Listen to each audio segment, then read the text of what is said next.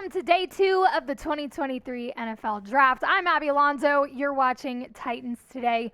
We are going to go over some draft targets that Rand Carthon, Mike Vrabel could choose to go get today with picks number 41 and 72.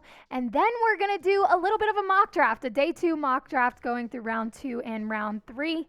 And guys, hold on to your seats because I did this mock draft earlier using PFF Simulator, right? And we have it all fleshed out. And then Mike Giardi tweets this, right? Per league sources, the Titans are working the phones in an effort to move up in the second round. Could a quarterback be in play? Just as soon as we thought all the quarterback chaos had ended yesterday when the Titans didn't trade up to number 3 and go after C.J. Stroud. C.J. Stroud was off the board at number 2. They hung back at number 11, went and grabbed Peter Skoronski. We thought we were in the clear. Nope. Quarterback rumors are still alive and well. Is it because Will Levis didn't go on day 1? Maybe so. We'll get more into it in just a moment. I'm going to throw this back up there. In recent weeks, we've done a competition with Texans Today to see who could grab more subscribers, right? We lost last time, and they are beating us right now again. Now, I'll give them the benefit of the doubt. They did have a killer day 1 for the draft yesterday, so maybe that's why they picked up a little bit more subscribers than us, but I'm not going to give you guys an excuse anymore. We cannot lose to the Texans on YouTube and in football, right? Because they did just get a very good quarterback that we were looking at. It's going to be some hefty, good football in the AFC South this season. We're not going to lose to them on YouTube. Hit the subscribe button. Let's grow this channel and beat Texans Today. Without further ado, we will get right into who the Titans could grab today on day 2. To give you a little bit of context, kind of catch you up in case you haven't been paying attention to Titans football during the offseason. They have salary cap space of $11.48 million, which is about, they range in the mid area compared to other teams right now with how much money they have. You're not in a bad place, pretty mid, right? You added Andre Dillard, Azeez Al-Shire, Arden Key, Sean Murphy-Bunting. You also drafted Peter Skoronski yesterday, so you did some work on the O-line, fixed up the defense a little bit. You did watch Nate Davis walk. You cut Robert Woods, David Long, and DeMarcus Walker also left. So, again, you kind of filled some of those holes during free agency. Still got some work to do on the O-line. Biggest need, as you can see here, wide receiver, offensive guard, filled that offensive tackle spot, cornerback, okay? We're going to address some of these today with some of these targets and the mock draft. We're going to get right into it right now. Let's go over the targets that the Titans could go out and get. Now, again, I just went over the positions that they need. They only have 2 picks on day 2, so obviously they can't fill all of those needs today, but they should go after the most dire needs. What is that, Abby? I'm going to say it again. You've heard me say it 1,000 times. Please draft a receiver. Please draft a receiver. You've got Treylon Burks. You've got Kyle Phillips. That's about it. That's about it. You didn't sign any big names in free agency. So now it is down to the draft. This is when you've got to fix it now. You really don't have any more time. It's day 2 of the draft. We didn't even address it in day 1. Now is the time. Here are the guys, the top receivers that have kind of been linked to Tennessee during the offseason. These are the guys left on the board. Josh Downs, Jalin Hyatt, A.T. Perry, Jonathan Mingo from Ole Miss, and Rashee Rice from SMU. Some of the best receivers still on the board. We did see 4 guys go yesterday. JSN, Jackson Smith, and Jigba, who a lot of Titans fans were big fans of, really wanted him to end up on Tennessee's roster. He did not. He was the first receiver off the board, went to Seattle, as well as Quentin Johnston, Zay Flowers, and Jordan Addison. Those were the 4 receivers that went on day 1. This is who you've got left. I think the Titans should go get a receiver. Who do you think the Titans will pick at number 41? I can't imagine it's anything else, but also we know how the draft works. We know that you have your safe choices, like yesterday's decision to draft Peter Skoronski. That was the safe, smart decision. But you've also seen the crazy draft choices that you really don't understand, or why would you do that? I don't know what it's going to be today, to be completely honest. I'm really hoping it's a receiver. Other positions that could be targeted on day 2. You do need some cornerback help. You kind of fixed it up a little bit, but it couldn't hurt to continue to add some depth. Joey Porter is still on the board. These are the corners still on the board that honestly, a lot of these guys are really high up. These are the best ones in the draft, and they're still on the board. Joey Porter is still on the board. I'm going to be honest with you. I think he'll be off the board by the time the Titans are on the clock, but I threw him up there because as of now, he's still available. Clark Phillips, Cam Smith, who we've talked about, DJ Turner we've also talked about, and Keely Ringo, who started off kind of hot, and then his draft stock kind of slipped a little bit. But all 5 of these guys would be great in Tennessee to add to the secondary. Some tight end draft targets. This is a position that we haven't really paid too much attention to because there were other needs that had a little bit more weight. But Chig needs a partner, right? Austin Hooper left in free agency. You need some more depth. You just kind of want to pair another guy in there.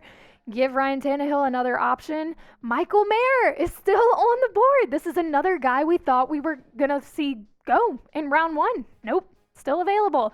Darnell Washington, Andre the Giant, essentially, from UGA. Sam Laporta, Luke Musgrave, and Tucker Kraft. Those are your top tight ends still available on day 2. So you've got a lot of good prospects that the Titans could add to the roster today. It's just a matter of which direction they decide to go. Speaking of the draft, it will be live in a few hours on our main channel at youtube.com/chatsportstv. Our hosts here do a great job of keeping you informed. We actually have the picks before ESPN tells you the picks, which is super cool if you want to show off to your friends that you know what's going to happen, or play it cool with the boys, girls, and act like you know what pick is coming. Tune into our coverage. You can show off some skills, maybe some fortune telling or scouting reports, whatever you want to do. Tune in. We'll keep you informed and entertained. Make sure to join us for our live day 2 coverage tonight. Alrighty, and finally, some offensive line draft targets, because at this point, you really can't do too much with the offensive line. Keep adding, keep bolstering it down. Revamp is in process. Almost there, I think, but I wouldn't be surprised if they decided to continue to add some depth.